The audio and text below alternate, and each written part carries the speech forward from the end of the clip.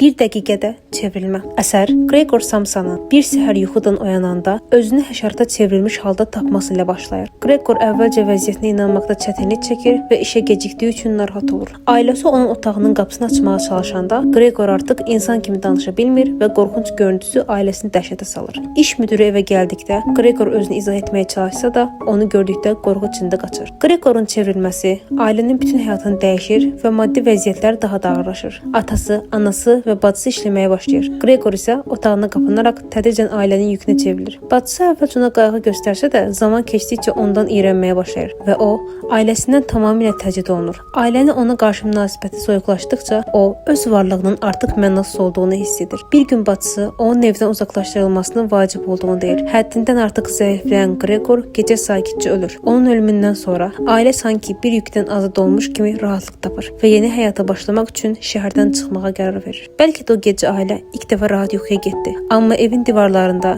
yavaş-yavaş silinən bir kölgə qaldı. Gregorun heç eşidilməyən fəryadının səsi.